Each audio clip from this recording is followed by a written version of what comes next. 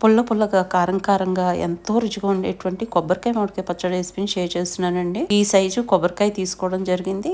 దానికి ఈ సైజులో మామిడికాయ తీసుకున్నానండి. ఒక 10 ఎండుమిర్చి, ఒక టీ స్పూన్ మినపప్పు, పావు టీ స్పూన్ మెంతులు, హాఫ్ టీ స్పూన్ ఆవాలు వేసుకుని, ఒక టీ స్పూన్ ఆయిల్లో ఫ్రై చేసేసుకున్నాను. మామిడికాయని తరుక్కుని పెట్టుకున్నానండి. కొబ్బరికాయని ముక్కలుగా చేసుకుని ఈ విధంగా పొడి పొడి గ్రైండ్ చేసి పెట్టేసుకున్నాను. అది తీసేసుకున్న తర్వాత గిన్నెలోకి ఇప్పుడు మనం వేయించుకున్న పోపు, అదే విధంగా కట్ చేసి పెట్టుకున్నటువంటి మామిడికాయ ముక్కలు ఇక్కడ యాడ్ చేసేసుకుంటాము. తర్వాత రుచికి సరిపడా సాల్ట్ ఇక్కడ యాడ్ చేసేస్తామండి. ఒక 5-6 వెల్లుల్లి రబ్బలు యాడ్ చేసేసుకొని కోర్స్గా ఈ విధంగా గ్రైండ్ చేసేసుకుంటాం. ఇప్పుడు దీంట్లో మనం స్టార్టింగ్ లో ఏదైతే పొడి పొడిగా చేసుకుని పెట్టుకున్నామో కొబ్బరి కూర, అది దీంట్లో వేసుకుని మంచిగా మిక్స్ చేసేసుకుంటాం అనమాట. ఇలా చేసుకుంటే ఏంటంటే మనకి బాగుంటుందండి పచ్చడి.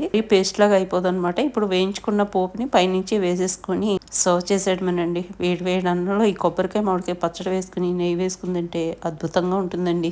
ఎండుమిర్చి